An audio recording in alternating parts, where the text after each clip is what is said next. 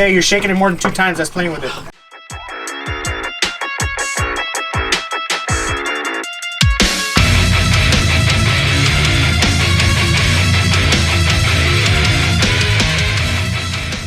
Hey, what's up guys? Welcome back to another episode of Dirtnation Off-Road. So today what we're going to be doing is we're going to show you a tutorial on how to replace your CV axle on your 3rd gen Tacoma.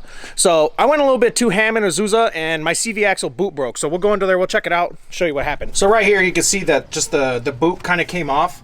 Now it's actually not that bad, but it is leaking and it'll lead to something worse if I don't take care of it now. Plus we're only 6 days away from Big Bear, so I'm not even gonna risk it. So what I did is I already got my new CV axle right here. So we're gonna get started. We'll show you the steps on how to replace it. And then what I'm gonna do is I'm probably just gonna repair this the stock CV axle and keep it for spare parts for later, because God knows I'll break something again. So let's get to it. So for this installation, you kind of just need basic tools. So you have your CV axle, obviously, impact gun, you got some needle nose, breaker bar, torque wrench, mallet, sledgehammer, a couple pry bars, and then you need a 35 for for the axle nut, and then you need a 21 obviously to take off the wheel, and then you need a 19 for taking off some other parts. So pretty basic tools. Should be a relatively simple installation, but I mean, who knows, especially with me when I'm doing stuff, you know, play back to the fancy burger install where I my head. Hopefully nothing like that happens today. I'm going to be definitely safe about it. So let's get to it.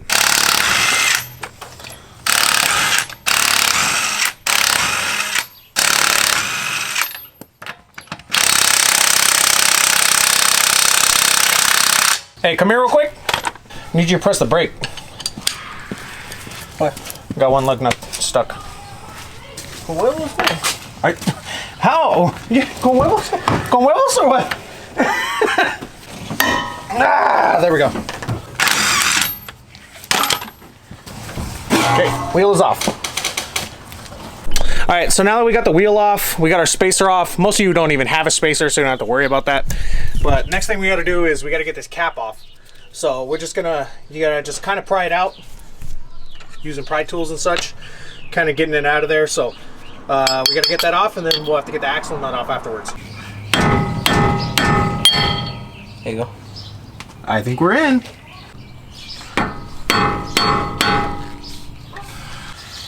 Yep, but now I think I did it. You okay? Cool. Yep. Is this how you do it? Cap is off. Cool. All right, once you get this cap off, now we have a cotter pin to remove, and then we got to remove this right here, and then remove the actual axle nut. So this axle nut has a lot of torque. I think it's about 173 pounds of torque. So we're gonna have to put some juice into it to get it off. So we're gonna try not to damage this cotter pin because we got to reuse it. So I'm just gonna slightly bend it, pinch it right there. There we go. Cool. Next you gotta take off this little blue thing. It kind of just slides on there. I don't know what it's called. There's a fancy name for it. Somebody comment below. Next is this axle nut. We gotta give this thing some juice. So this is where we'll need our 35 millimeter socket. Fits right on there. So next what you gotta do is just take a mallet or take like something. You don't want to strip these threads, especially if you're gonna reuse the axle, but you gotta push the axle out a little bit. So you could just tap it with a mallet just to get it out a little bit. And we can move to the next step. So next thing after that, there's 2 19s that you gotta take off underneath the spindle. So there's one right here, and then there's the one on the other side of this ball joint. Luckily, we don't have to take off any ball joints for this installation. You can just take these off, and then you'll have enough free room over here to take off the CV axle.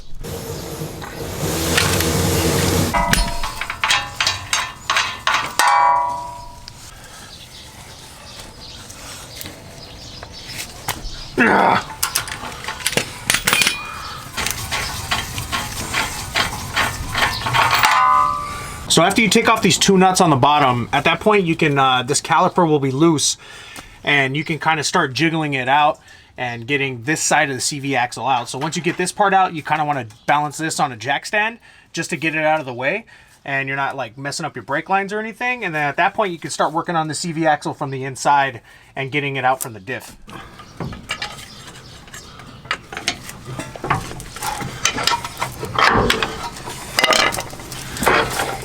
Okay, keep going. Keep pulling out. There, it's out. All right, so we're having trouble getting the other side of the CV axle out of the diff, so we're gonna take off the skid plate and pry it out that way. So we'll show you that. So you gotta pry it out. Con huevos. Con huevos.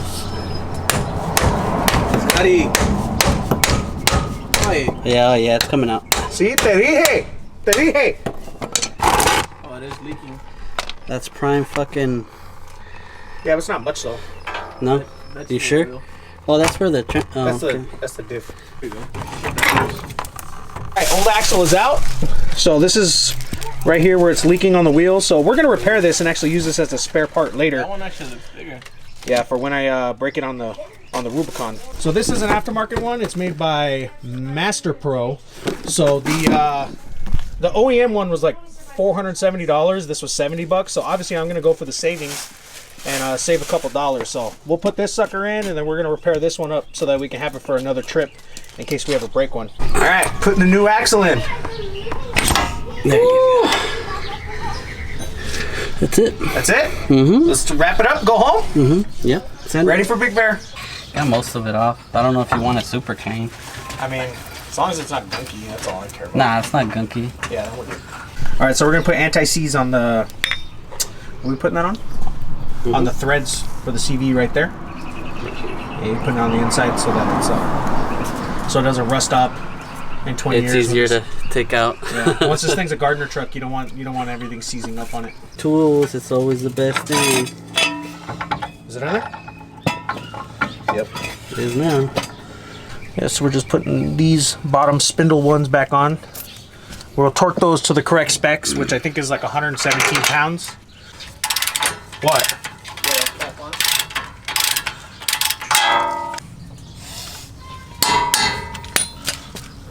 Damn. Putting the new axle nut on. Think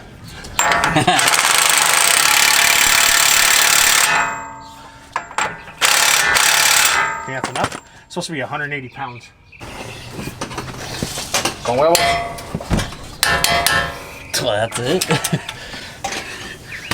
It's on tight. Okay, Let's put this cotter pin back in.